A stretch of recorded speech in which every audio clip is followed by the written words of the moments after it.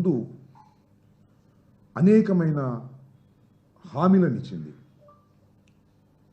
Super 6 అని చెప్పి ఇచ్చిన ప్రతి హామీని నెరవేరుస్తామని చెప్పారు. అంతేకాకుండా ఓట్లేండి తమ్ముళ్ళు, మీరు ఓట్లేండి తమ్ముళ్ళు, విద్యుత్ ఛార్జీలు పెంచం, పైగా తగ్గిస్తాం గ్యారంటీ అని ఊరు వాడ వెళ్ళి బలపం గట్టుకెళ్ళి చెప్పారు చంద్రబాబు నాయుడు గారి నాయకత్వంలోని కూటమి. మొత్తం తగ్గించేసేస్తాం, చంద్రబాబు నాయుడు గారు అధికారంలోకి రాగానే తగ్గించేస్తాం, జగన్మోహన్ రెడ్డి గారి కాలంలో విపరీతంగా పెంచేశారు అనేటువంటి మాట చెప్పారు. దాంతోపాటు ఏమన్నారంటే, అసలు మమ్మల్ని ఎన్నుకోండి, సంపద సృష్టిస్తాం, సంపదను సృష్టించి ఈ రాష్ట్రాన్ని అద్వితీయంగా పురోగతిలోకి తీసుకువెళ్తాం అనేటువంటి మాట చెప్పారు. ఇవాళ ఏం జరుగుతుంది? 6 నెలల్లోనే మొత్తం చంద్రబాబు నాయుడు గారి నిజస్వరూపం బయటపడిపోయింది. ఇచ్చిన మాటను దేన్ని కూడా నెరవేర్చడు చంద్రబాబు నాయుడు గారిని. పూర్వం మాట ఉంది, అది మర్చిపోయి ఓట్లు వేశారు. అదే స్వామి చెబుతారు, ఓడ మీద ఉన్నప్పుడు ఓడ మల్లయ్య అంట, ఓడ దిగిన తర్వాత బోడి మల్లయ్య అంట. అలాగే రేవు దాటిన తర్వాత తెప్ప తగలేసినట్టుగా, అక్కడ దిగిన తర్వాత అల్లుడు చేసినట్టుగా ఇవన్నీ చంద్రబాబు నాయుడు గారికి ఉండేవి. అవన్నీ మర్చిపోయి ఈయన మాటలు నమ్మి ఓట్లు వేస్తే ఇవాళ జరుగుతుంది ఏంటి అని అడుగుతా ఉన్నా. కరెంటు ఛార్జీలు తగ్గించారా? తగ్గించకపోతే తగ్గించకపోయారు. అలా అట్టి పెట్టారా పెంచుకోకుండా? అది లేదు. విపరీతంగా ఛార్జీలు పెంచేటటువంటి కార్యక్రమం చేస్తున్నారు. బాదుడే బాదుడు, ఇది చంద్రబాబు నాయుడు గారి డైలాగ్ గుర్తుందా మీకు? ఇంతకుముందు బాదుడే బాదుడు, బాదుడే బాదుడు అని చెప్పుకొచ్చాడు. ఇవాళ సావబాదుడు, ఇవాళ బాదుడే బాదుడు. 6 నెలలకే ఇవాళ 15,485 కోట్ల రూపాయలు ప్రజల మీద భారం వేశారు. నవంబర్లో 6,000 కోట్ల బిల్లు, అలాగే వచ్చే నెల నుంచి 9,412 కోట్ల రూపాయలు పెంచేటటువంటి కార్యక్రమం. విద్యుత్ వినియోగదారుల మీద, గృహ వినియోగదారుల మీద 25% నుంచి 55% అర్ధంతరంగా పెంచేసి ఇవాళ చంద్రబాబు నాయుడు గారు ప్రజలను కసి తీర్చుకునేటువంటి కార్యక్రమం చేస్తున్నాడు. ఇది చాలా దురదృష్టకరమని మనవి చేస్తున్నా. అంతేకాదు, ఇంకొక విషయం చెప్తా ఇక్కడ మీకు. స్మార్ట్ మీటర్లు బిగిస్తున్నాం వైఎస్ఆర్ కాంగ్రెస్ పార్టీ అధికారంలో ఉన్నప్పుడు. స్మార్ట్ మీటర్లు బిగిస్తే రైతులకు అన్యాయం జరిగిద్ది అన్నారు. అసలు స్మార్ట్ మీటర్లు పాల్గొట్టేమన్నాడు సాక్షాత్ ఇవాళ ఉన్న విద్యాశాఖ మంత్రి గారు. రైతులు ఏమి హెచ్చరించారంటే, రెచ్చగొట్టారంటే, స్మార్ట్ మీటర్లు పగలగొట్టేసేయండి, స్మార్ట్ మీటర్ల వల్ల నష్టం జరుగుతుంది, జగన్మోహన్ రెడ్డి గారు రైతులకు ద్రోహం చేస్తున్నాడు కాబట్టి పగలగొట్టేయమన్నారు. వాళ్ళు ఏం చేస్తున్నారండి నాకు అర్థం కాలే. మళ్ళీ ఇవాళ స్మార్ట్ మీటర్లు బిగించేటటువంటి కార్యక్రమం చేస్తున్నారా లేదా ఈ ప్రభుత్వం? ఇవాళ దానికి సమాధానం చంద్రబాబు నాయుడు గారు చెప్పాలంటున్నా. చంద్రబాబు నాయుడు గారే కాదు, స్మార్ట్ మీటర్లు పెడితే పగలగొట్టేయమని రైతులను రెచ్చగొట్టినటువంటి నారా లోకేష్ గారు దీనికి ఏమి సమాధానం చెప్తారో ఇప్పుడు చెప్పాలని కూడా ఈ సందర్భంగా నేను మనవి చేస్తున్నా. విపరీతమైన బాదుడు కార్యక్రమాన్ని ఇవాళ రాష్ట్రంలో చంద్రబాబు నాయుడు గారు ప్రవేశపెట్టబోతున్నాడు. అంతేకాదు, విన్నారు కదా మధ్య రోడ్లు, హైవేలు కాదు, ఇక గ్రామాల్లో ఉన్న రోడ్లు కూడా పబ్లిక్ ప్రైవేట్ పార్ట్నర్షిప్ మీద పిలవబోతున్నారు. కొన్ని రోడ్లు సెలెక్ట్ చేసుకున్నారు. అంటే కారు బయటకు తీస్తే టోల్ కట్టాల్సిందే, హైవే ఎక్కాల్సిన అవసరంలా. జిల్లా రోడ్లకైనా, పంచాయతీ రోడ్లకైనా, ఆర్ఎన్బి రోడ్లకైనా, దేనికైనా టోల్ కట్టాల్సిందే. ప్రభుత్వానికి సంబంధించి పబ్లిక్ ప్రైవేట్ పార్ట్నర్షిప్తో దోచిపెట్టేటటువంటి కార్యక్రమాలు చేస్తున్నారు. ఇది సంపద సృష్టించడం అంటే. కారు ఉన్నవాడి 10 దగ్గర కారు బయటకు వస్తే టోల్ గేట్ వేసి, టోల్ వేసి సంపద సృష్టించేటటువంటి కార్యక్రమం చేస్తున్నాడు. నిజంగానే చంద్రబాబు నాయుడు గారు ఏదో సంపద సృష్టిస్తాడు, ఎకానమీలో చాలా గొప్పవాడు, హైదరాబాదును అభివృద్ధి చేశాడు, డబ్బా కొడుతూ ఉంటాయి ఈనాడు, ఆంధ్రజ్యోతి ఒక పక్కన డబ్బా కొట్టే కార్యక్రమాలు చేస్తుంటే అది నిజమేనని అమాయకులు నమ్మి ఓట్లు వేస్తే సంపద సృష్టించడం కాదు, సంపదను దోచుకునేటటువంటి కార్యక్రమం ఇవాళ చంద్రబాబు నాయుడు గారు చేస్తున్నారు. 40 సంవత్సరాల ఇండస్ట్రీ అంటాడు. 14 సంవత్సరాల సుదీర్ఘకాలం నేను ముఖ్యమంత్రిగా పనిచేశాను అని చెప్తున్నటువంటి చంద్రబాబు నాయుడు గారు ఇవాళ సంపద సృష్టించడం పోయి సంపదను దోచుకునేటటువంటి కార్యక్రమం చేస్తున్నాడు. ఆయన కాలంలో సంపద సృష్టించాడు. ఎలాగో తెలుసా మీకు? ప్రైవేట్ రంగ సంస్థలు అమ్మేశాడు, పప్పు బెల్లాలకు అమ్మేశాడు. ప్రైవేటు సంస్థల్ని పప్పు బెల్లాలకు అమ్మేసి ఎవరికి అమ్మాడు? తనకు కావాల్సిన వాళ్ళకి అమ్ముకున్నాడు. అమ్ముకొని వాళ్ళ దగ్గర డబ్బులు తీసుకున్నాడు. డబ్బులు తీసుకుని ఆయన సంపద సృష్టించుకున్నాడు. ప్రైవేట్ రంగంలో ఉన్న సంస్థలన్నీ అమ్మేసి, ప్రభుత్వ రంగంలో ఉన్న సంస్థలన్నీ అమ్మేసి ప్రభుత్వ ఖజానాకు తీసుకొచ్చినట్టుగా నాటకం ఆడినటువంటి సందర్భాలు ఉన్నాయి. ఇలా సంపద సృష్టిస్తానని ప్రజల్ని మోసం చేశాడు. ఇంకోటి కూడా చెప్తున్నా, సంపద సృష్టించడం కాదు, ట్యాక్సులు వేయటం కాదు, బాధుడు కాదు, అప్పులు తీసుకు అడుక్కుంటున్నాడు. అయ్యా అప్పులు ఇవ్వండి. ఎన్ని అప్పులని నాకు అర్థం కాలేదు. ఇవాళ రాష్ట్ర బడ్జెట్లో 65,000 కోట్ల అప్పు, బడ్జెట్టేతర అప్పులు 9,000, బడ్జెట్టేతర అప్పులు 9,000 కోట్లతో పౌర సరఫరాల సంస్థ ద్వారా 2,000 కోట్లు, 9,000 కోట్లు, మార్క్ఫెడ్ ద్వారా 6,000 కోట్లు, ఏపీఐసి ద్వారా 1,000 కోట్లు అప్పు చేశారు. ఇప్పుడు రాజధాని పేరుతో 31,000 కోట్ల రుణం. మరోవైపు అమరావతికి మరో 21,000 కోట్ల రుణానికి సమీకరించేందుకు సిద్ధం. అప్పులతోనే సంపద సృష్టి కాదు, పూర్తిగా అప్పులు తీసుకొని అప్పులతోనే ప్రభుత్వాన్ని నడపాలి అనుకునేటటువంటి పరిస్థితికి ఇవాళ చంద్రబాబు నాయుడు గారు పడిపోయి ఇవాళ అనేకమైనటువంటి గొప్ప విషయాలు చెప్పేటటువంటి కార్యక్రమం చేస్తున్నాడు. సంపద సృష్టించడం తర్వాత పక్కన పెట్టండి. చంద్రబాబు నాయుడు గారు అధికారంలోకి వచ్చిన తర్వాత ఆదాయాలు ఎంత పడిపోయాయో ఒక్కసారి పరిశీలన చేయమని రాష్ట్ర ప్రజలను కోరుతున్నా. అమ్మకం పన్ను గత ఏడాది ఇదే సమయంతో పోల్చి చూస్తే 1,000 కోట్లు తగ్గింది. మరొక వైపు రిజిస్ట్రేషన్ ఆదాయం కూడా గత ఏడాదితో పోలిస్తే 1,000 కోట్లు దక్కింది. కేంద్ర గ్రాంట్లు 12,510 కోట్లు తగ్గగా రెవెన్యూ లోటు 9,740 కోట్లు పెరిగింది. ఇవన్నీ చూస్తుంటే చంద్రబాబు చెప్పేవన్నీ గొప్పలు, చేసేవి మాత్రం అభూతమైన కల్పనలు అనేటువంటి విషయాన్ని ప్రజలు గమనించాలని ఈ సందర్భంగా నేను మనవి చేస్తున్నా. దాంతోపాటు ఇవాళ చంద్రబాబు నాయుడు గారు ఒకటి ప్రకటించారు ఇందాక చాలా చిత్రంగా. ఉద్యోగాలకు ఏం చెప్పాడు? ఉద్యోగాలు సృష్టిస్తాను, ఎవరికైనా ఉద్యోగాలు లేకపోతే 3,000 రూపాయలు నిరుద్యోగ భృతి ఇస్తాను అని చంద్రబాబు నాయుడు గారు ప్రకటించారు. కూటమి ప్రభుత్వం ప్రకటించింది. వాళ్ళు చంద్రబాబు నాయుడు గారు చేస్తుంది తెలుసా? ఇవాళే ఇందాక రిలీజ్ చేసే ఒక్కసారిగా 410 మంది ఉద్యోగులను సైబర్ నెట్ నుంచి తొలగించేశారు. సైబర్ నెట్ కార్పొరేషన్ నుంచి మళ్ళా ఫైబర్ నెట్ కార్పొరేషన్ నుంచి మళ్ళా 200 మంది తొలగించడానికి సిద్ధపడుతున్నారు. ఫైబర్ నెట్లో మీకు ఏదైనా అవకతవకలు జరిగాయని ఉంటే ఎంక్వైరీ చేసుకుంటున్నారుగా, ఎందుకు ఉద్యోగస్తుల మీద పడతారు? ఇలా ఉద్యోగస్తులను తొలగించేసేసి నిరుద్యోగులు చేసేటటువంటి కార్యక్రమం. అదేవిధంగా ఉన్న ఉద్యోగాలు పీకేస్తున్నారు. ఎన్ని ఉద్యోగాలు పీకేశారండి వాళ్ళ చంద్రబాబు నాయుడు గారు అధికారంలోకి వచ్చిన తర్వాత? వాలంటీర్ వ్యవస్థ, దానిలో ఉన్న వాళ్ళందరినీ పీకేశారు. స్పెషల్ డాక్టర్లను తీసుకొచ్చాం మేము, వాళ్ళని కూడా తీసేశారు. వైద్య ఆరోగ్య సంస్థలో కొంతమంది ఉద్యోగులను తొలగించారు. మల్టీపర్పస్ హెల్త్ వర్కర్స్ని తొలగించేశారు. బ్రెవరేజ్ కార్పొరేషన్లో పనిచేస్తున్న వాళ్ళని సరే లిక్కర్ విధానమే మార్చేయటం వల్ల ఆ షాపుల్లో పనిచేసే 15,000 మంది 15,000తో 18,000తో చేసేవాళ్ళు, వాళ్ళ ఉద్యోగాలు పోయాయి. ఇలా ఉన్న ఉద్యోగాలను పీకేసి నిరుద్యోగ సమస్యను మరింతగా పెంచడంతో పాటు నిరుద్యోగులకు ఇస్తామన్న 3,000 కూడా ఇచ్చే పరిస్థితుల్లో లేనటువంటి దౌర్భాగ్యమైన పరిస్థితుల్లోకి ఇవాళ నెట్టబడింది. చిన్న ఉద్యోగులు, పెద్దోళ్ళు కూడా కాదు పాపం, పిల్లలు 15,000 20,000 మొత్తం ఉద్యోగులందరినీ కూడా తొలగించేటటువంటి దుర్మార్గమైన కార్యక్రమానికి ఇవాళ ఈ ప్రభుత్వం నోచుకుందని మనం వచ్చేస్తున్నాం. ఇదే సందర్భంగా నేను మరొకటి విషయం కూడా చెప్పాలి.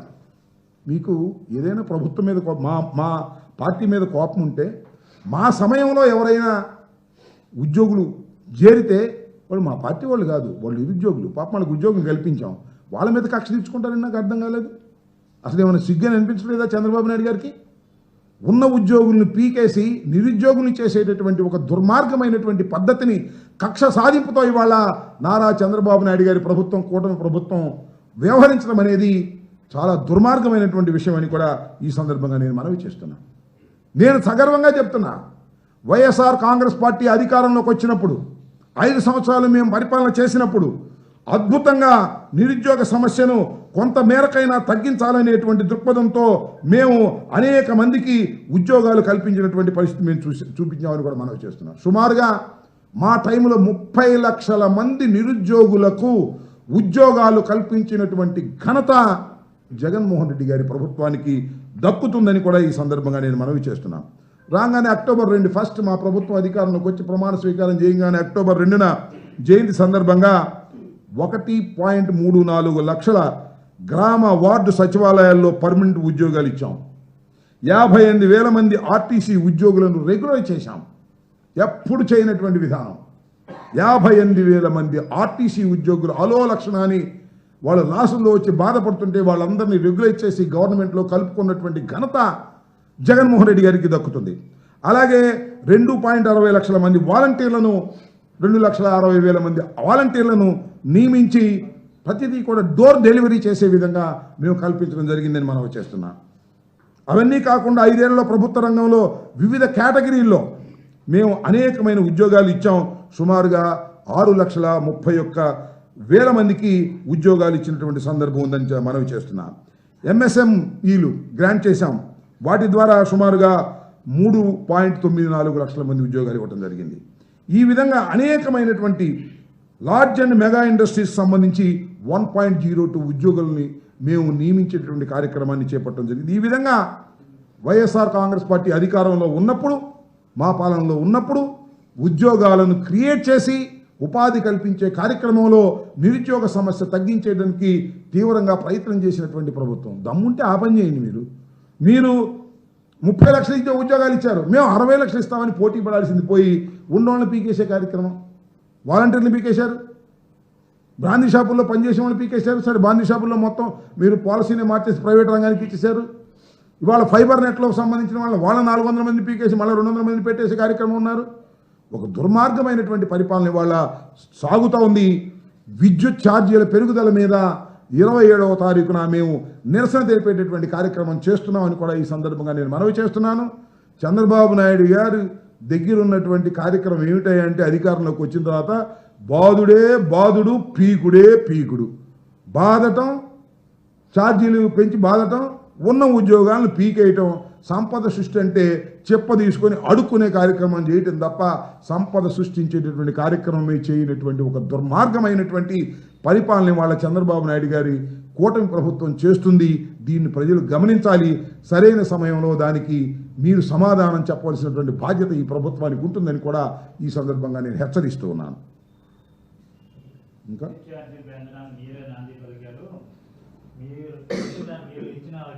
వేసేదయ్యా, మేమే పద్యానికి మేమే కారణం. 4 సంవత్సరాలు 5 సంవత్సరాలు జగన్మోహన్ రెడ్డి గారి పరిపాలన, అప్పుడు ఇచ్చినటువంటి హామీలు అవన్నీ మర్చిపోయారు. సూపర్ 6 అమలు చేయకపోవడానికి కూడా జగన్మోహన్ రెడ్డి గారే కారణమా? విద్యుత్ ఛార్జీలు పెంచడానికి జగన్మోహన్ రెడ్డి గారే కారణమా? ఏమిటిది నాకు అర్థం కాలే. 18,000 15,000 ఇవ్వడానికి ఇవ్వకపోకుండా ఉండటం కూడా జగన్మోహన్ రెడ్డి గారి కారణమా? జగన్మోహన్ రెడ్డి గారు 5 సంవత్సరాల్లో విధ్వంసం చేశాడు, మేము ఇప్పుడు బాగు చేస్తున్నాం. ఏంది బాగు చేసేది? నువ్వు విధ్వంసం ఏం చేశారు? ఉద్యోగాలు పీకేసి ప్రతిదీ కూడా ఎన్నాళ్ళు చెప్పుకుంటారు? You may feel not shy. Chandrababu Naidu గారు అడుగుతా ఉన్నా, కూటమి ప్రభుత్వాన్ని అడుగుతా ఉన్నా, మీకేం సిగ్గుగా లేదా? జగన్మోహన్ రెడ్డి గారు 5 సంవత్సరాలు పరిపాలన చేస్తే ఇవాళ ప్రతి దానికి జగన్మోహన్ రెడ్డి గారే కారణం అనేటువంటి పరిస్థితికి వచ్చారు. ఇవాళ మీరు ఏం చెప్పారు? మీరు సంపద సృష్టిస్తాం, సంపద సృష్టించి అనేకమైన కార్యక్రమాలు చేస్తాం, సూపర్ 6 ఇస్తాం, ఉచితంగా మహిళలకు బస్సు ఇస్తాం. ఏమైంది? దీనికి కూడా చంద్రబాబు నాయుడు గారు జగన్మోహన్ రెడ్డి కారణం అని చెప్తారా? నాకు అర్థం కాలేదు. సిగ్గుండాలంటున్నా. ఎన్నా చెప్తారు జగన్మోహన్ రెడ్డి గారి పేరు? మీరు ప్రభుత్వంలోకి వచ్చారు, మీరు ఉద్యోగాలు సంపాదించుకున్నారు. మీ అబ్బాయికి ఒక ఉద్యోగం, పవన్ కళ్యాణ్ గారికి ఒక ఉద్యోగం, మీకు ఒక ఉద్యోగం సంపాదించుకున్నారు. సంపాదించుకుని ఉద్యోగులు పీకేసే కార్యక్రమం. నిరుద్యోగులకు వృత్తి 3,000 ఇస్తామన్నారు కదా, ఎందుకు ఇవ్వలేదు? అదేమంటే ఇందాక మీరు అడిగినట్టుగా చంద్రబాబు నాయుడు గారు చెప్పటం, ఎగ్గొట్టడం మామూలు అయిపోయింది. 2014 ఎన్నికలు ఏం చెప్పాడు? రైతులకు రుణమాఫీ చేస్తా 95,000 కోట్లు. అయ్యా, 95,000 కోట్లు ఎలా చేస్తావయ్యా? రాష్ట్రం విడిపోయింది కదండయ్యా. రాష్ట్రం విడిపోతే సంపద లేదు కదయ్యా, ఎట్లా చేస్తావు? నేను ఎకనామిక్స్లో కింగ్ని, ఎంఏ ఎకనామిక్స్ చదివా, ముందు ఓటేయండి తర్వాత చూస్తా అన్నావు. ఓటేశారు, తర్వాత చూసావు మొత్తం గుండు గొరిగావు, రైతుల గుండంతా గొరిగావు. బంగారం ఇంటికి రాలా, టాకులమ్ము ఏలంపాటు పెట్టుకోవాల్సి వచ్చింది. దుర్మార్గంగా రైతులు నష్టపోయినటువంటి సందర్భాన్ని కూడా మనం చేస్తున్నాం. ఈ విధంగా పరిపాలన చేసినటువంటి చంద్రబాబు నాయుడు గారు సిగ్గు శరం లేకోకుండా ఇవాళ మాట్లాడుతూ ఉన్నాడు. విద్యుత్ ఛార్జీలు పెంచడానికి జగన్మోహన్ రెడ్డి గారు కారణం. 15,000 తల్లి ఒడి ఇవ్వడానికి, అదే తల్లి ఒడి, తల్లికి వందనం ఇవ్వకుండా ఉండటానికి జగన్మోహన్ రెడ్డి గారి కారణం. అదే రైతు భరోసా పేరు మీద ఇంకోటి ఏదో వచ్చిందని ఏమన్నారు, అన్నదాత సుఖీభావ ఇవ్వకోకుండా ఉండడానికి కారణం జగన్మోహన్ రెడ్డి గారు. దేనికి? అన్నిటికీ జగన్మోహన్ రెడ్డి గారి కారణం. నువ్వేం చేస్తున్నా? గుడ్డి గుర్రాలకు పళ్ళు నవ్వుతున్నారు 6 మాసాల నుంచి. సంపద సృష్టించరా? గుంటలు పూడుస్తున్నారంట. రోడ్లు ఏంటంటే గుంటలు పూడుస్తున్నారంట. అవన్నీ మళ్ళీ టెండర్లు పిలుస్తారంట. టెండర్లు పిలిచి సుబ్బారావుకి, పుల్లయ్యకి, ఎల్లయ్యకి ఇస్తారు 50-50 బేస్ మీద పీపీఏ. మళ్ళీ టోల్ గేట్ వసూలు చేయాలి. మీరు అందరూ కార్లు వేసుకెళ్తే టోల్ వసూలు చేయాలి. స్కూటర్ అయితే వద్దంటలే, కారు కొన్నారు అవుట్.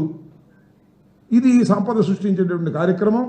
ప్రతి దానికి అదే స్వామి చెప్పినట్టుగా ప్రతి దానికి జగన్మోహన్ రెడ్డి గారే కారణం అనడానికి కాస్త సిగ్గైనా ఉండాలి. మీరు 14 సంవత్సరాలు ముఖ్యమంత్రిగా పనిచేశారు, ఇప్పుడు 6 మాసాలు మళ్ళా ముఖ్యమంత్రిగా పనిచేశారు. ఇవాళ కూడా ప్రతిదానికి జగన్మోహన్ రెడ్డి గారిని ఆడిపోసుకునే విధానాన్ని మీరు చేయటం సరైనటువంటి విధానం కాదు అనేది గమనించాలని కూడా ఈ సందర్భంగా నేను చెప్పదలుచుకున్నాను. చంద్రబాబు నాయుడు గారు చెప్పింది ప్రతి జనం నమ్ముతున్నారు. వైసీపీ చెప్తున్న మాటలు ఎవరు నమ్మకం? ఎప్పుడు నమ్మాలో? వైసీపీ చెప్పే మాటలు ఎప్పుడు నమ్మాలో అప్పుడు నమ్ముతారు. చంద్రబాబు నాయుడు గారు చెప్పిన మాటలు నమ్మి మోసపోయామని వాళ్ళు బాధపడుతున్నారు. నిజంగా చెప్తున్నా మీ అందరికీ, ఈ కొండోళ్ళు చూసేవాళ్ళందరికీ, ఒక్క వాగ్దానమైనా నెరవేర్చాడండి? మేము ఒక్క వాగ్దానాన్ని వదిలిపెట్టామండి? కొన్ని వాగ్దానాలు చేయలేకపోవచ్చు, 1-6 మాత్రమే చెప్తున్నా. పూర్తి మద్యపాన నిషేధాన్ని మేము చేయకోకుండా నియంత్రించాం, అంతవరకే. కడమయన్నీ చేసాం. ఒక సిపిఎస్ ఒకటి కూడా కొంత చేయలేకపోయాం. These are facts. కడమయన్నీ చేసాం కదా, మేనిఫెస్టోలో పెట్టి అన్నీ చేసాం. ఏ చంద్రబాబు నాయుడు గారు చెప్పి నాకు అర్థం కాదు, చెప్పండి. సూపర్ 6లో ఏం చేశాడు? నిరుద్యోగ భృతి ఏమైంది? గ్యాస్ బండ్ ఇచ్చామన్నాడు, ఎంతవరకు ఇచ్చాడు మీరు చూశారుగా. అంతేకాదు అదేంటి పెన్షన్లు పెంచామన్నాడు, ఏరేస్తున్నాడు, టక ఏరేస్తున్నాడు. ఈ విధంగా పచ్చి మోసం చేసేటటువంటి కార్యక్రమం చంద్రబాబు నాయుడు గారు చేస్తున్నారు. నమ్మారు. దానికి తోడేంటంటే ఓ పక్కన పవన్ కళ్యాణ్, ఓ పక్కన మోడీ, ఈ పక్కన ఈయన, ముగ్గురు ఉన్నారు కదా. ఈసారైనా కరెక్ట్ చేస్తారు. నమ్మారు. ఇప్పుడు లబో దిబో అని తల నోరు వాయ కుట్టుకుంటున్నారు. ఎందుకు వేసామరా ఓటు బాబు ఈ చంద్రబాబు నాయుడు గారు నమ్మి? ఆయన ఒక్క కార్యక్రమం కూడా చేయకపోగా విపరీతంగా ధరలు పెరుగుతూ ఉన్నాయి, బాధుడు సెక్షన్ పెరుగుతూ ఉంది, సామాన్యుడు బ్రతకలేని పరిస్థితిలో ఉన్నాడు, నిత్యావసర వస్తువుల ధరలు పెరిగిపోతూ ఉన్నాయి అని సర్వత్రా ఆంధ్రప్రదేశ్లో బాధపడుతున్నటువంటి వైనాన్ని మీరే చూస్తున్నారు.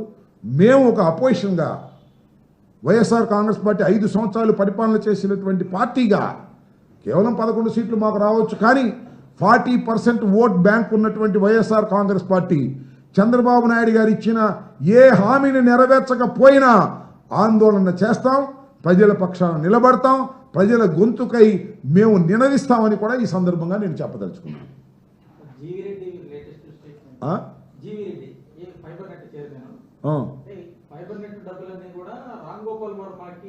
విచారణ చేసుకుంటున్నారుగా.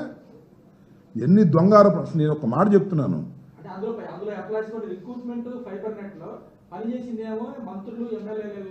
విచారణ చేసుకుంటున్నారు కదా. ఊరిని ఆరోపణ చేయటం ఎందుకు? ఆ జీవీ రెడ్డి గారో, లేకపోతే పుల్లారెడ్డి గారో, ఎల్లారెడ్డి గారో, ఆ చౌదరి గారో, ఈ చౌదరి గారో ఆరోపణ చేయడం ప్రభుత్వం మీ చేతిలో ఉంది. కేసులు కూడా పెడుతున్నారు కదా మా మీద. లోపల కూడా వేయడానికి ప్రయత్నం చేస్తారు కదా. ఆల్రెడీ కొంతమంది లోపల కూడా వేశారు కదా.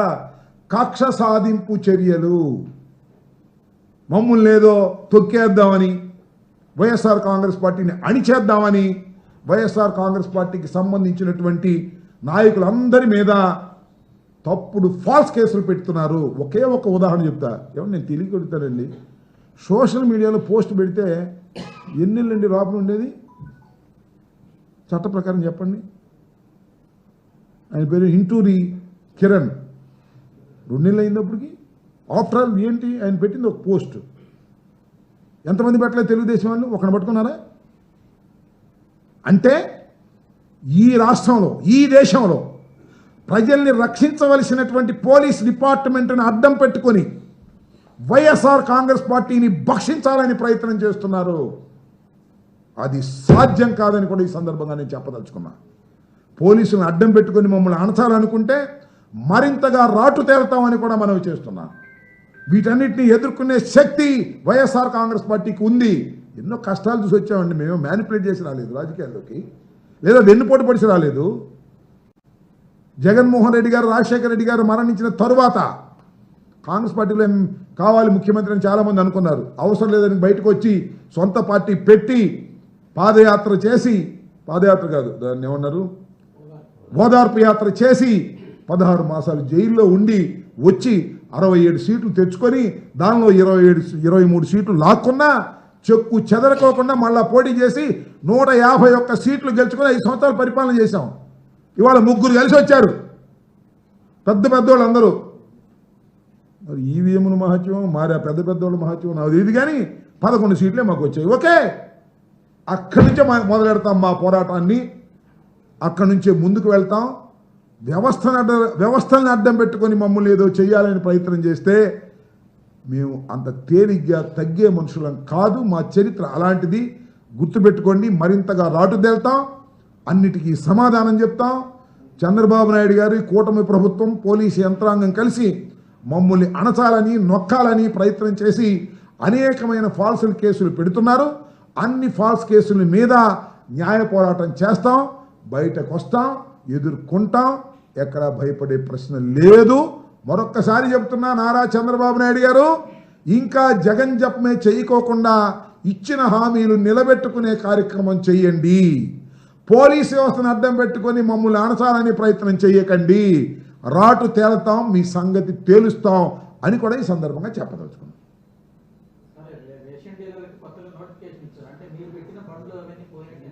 ఏమో మరి ఆ బళ్ళు ఏం చేసుకోమను, మాకేమో ఇచ్చారని పోయినాయేమో మరి. నేనేదేంటంటే మా విధానం మాది. మేము బ్రాందీ, విస్కీ, ఈ మద్యం పాలసీ మా పాలసీ వేరు, వాళ్ళ పాలసీ వాళ్ళు పెట్టారు. ఓకే, ఇవాళ మద్యం బాగా మంచి తీయగా దొరుకుతుందంట. అంతకుముందు ఏమో పిచ్చిగా ఉండేదంట. మరి మంచి తీయగా చౌకగా దొరుకుతుందా మద్యం? నాకు అర్థం కాదా. ఏ మద్యమైనా ఒకటే కదా స్వామి. ఆరోగ్యం బాగుపడింది. ఈ మద్యం తాగితే బాగా బలశాలు అవుతారండి, బాగా కుస్తీ పడి రెడీ అవుతారండి. అంత మంచి ముందు ఇస్తున్నారండి చంద్రబాబు నాయుడు గారు. వాళ్ళు ఒరిజినల్ ఇస్తున్నారు. అయ్యే ఫ్యాక్టరీలు, అయ్యే డిస్టిలరీలు. ఆ డిస్టిలరీలు వచ్చే ముందే ఇది. కొత్తగా ఏమైనా డిస్టిలరీ ఇచ్చారా చెప్పండి? కాకపోతే బ్రాండ్స్, అన్ని బ్రాండ్స్ వస్తున్నాయంట ఇప్పుడు. అంతే 99కి ఇస్తుందంట. అది ఎవరు తాగుతారో మరి లేదు, నాకు తెలియదు. ఇప్పుడే మంచి మందు, నాణ్యమైన మందు రేపు ఇంటింటికి కూడా తీసుకెళ్తారు. అది నాకు తెలియకొడుతున్నాయా చెప్పండి ఒక మాట. ఏమన్నాడు చంద్రబాబు నాయుడు? బెల్ట్ షాపులు పెడితే నా బెల్ట్ తీస్తా అన్నాడు. తీరేదే బెల్ట్. ఆయన ఎవరు తీశాడు మొన్న? ఆ కొటికెలపూడి కొటికెలపూడి శ్రీనివాస్. అసలు బెల్ట్ షాప్ ఉండడానికి వీలేదన్నాడు చంద్రబాబు నాయుడు. లేదన్నాడు. 5-6 పట్టుకు చూపించాడు. మీ ఎమ్మెల్యేనే. మీ ఎమ్మెల్యేకు ఉన్న బెల్ట్ నీకు లేదంటాయా స్వామి? నాకు అర్థం కాదా చంద్రబాబు నాయుడు గారు. మీ ఎమ్మెల్యే మా నియోజకవర్గంలో బెల్ట్ ఉందని బెల్ట్ షాపులు పట్టుకొని బెల్ట్ తీసి చూపించాడు. ఏం యాక్షన్ తీసుకున్నాం? 5 లక్షల ఫైన్ అన్నాడు. 5 రూపాయలు ఫైన్ వేసా. ఎక్కడ పడితే అక్కడ బెల్ట్ షాపులు, సందుకు ఒక బెల్ట్ షాప్ పాటలు, డబ్బులు వసూలు చేసుకోవటాలు. ఇంత దారుణంగా జరుగుతూ ఉంటే బెల్ట్ తీస్తా అని ఊరికి పెట్రోల్ ధరలా కబుర్లు చెబితే లాభం. ఇవాళ బియ్యం, పీడిఎస్ రైసు సాగట్లా. నాకు తెలియకొడుతాను, ఒక మాట చెప్పండి నాకు. అదే షిప్ అండి, స్టల్లానా ఎన్నో టన్నులు వెళ్ళిందంట లోపలికి. ఎట్ట వెళ్ళిందే? కళ్ళు మూసుకున్నారు వీళ్ళందరూ. ఇలా తెలియకుండా వెళ్ళిందా? ప్రతి ఎమ్మెల్యే కొట్టాడుగా, మంత్రి కొట్టాడుగా. కొడితే నేను సముద్రంలోకి ఎన్ని దాటుకుని, నేల దాటుకుని, కాకినాడ దాటుకుని, రాజమండ్రి దాటుకుని లారీలు వెళ్ళి అంటే ఏందబ్బా? సీజ్ ది షిప్ అంటే సరిపోయిందా? సీజ్ ది లారీ అని ఇక్కడ అనాలిగా. మీ అసమర్థతని కప్పిపుచ్చుకోవడానికి మీరు ఎన్ని మాట్లాడినా మీ డొల్లతనం చాలా స్పష్టంగా కనపడుతుంది. బియ్యం, దొంగ బియ్యం జరుగుతూనే ఉంది. బెల్ట్ షాపులు జరుగుతూనే ఉన్నాయి. ఎమ్మెల్యేలు లక్షలు వసూలు చేస్తూనే ఉన్నారు. దందాలు చేస్తూనే ఉన్నారు. అది నేను చెప్పవసరం లేదు. మీ ఎల్లో పత్రికలే అక్కడెక్కడ రాస్తున్నాయి లేదా? ఆ ఎమ్మెల్యే ఇట్టా, ఈ ఎమ్మెల్యే ఇట్టా రైట్లా ఫ్రంట్ పేజీలో రాసినాయి. మా మీద పడతారు. మేము బియ్యం తిన్నామంట. మీరేమో బాగా పుణ్యాత్ములు, మేము పాపాత్ములు. తెలిసిదిగా.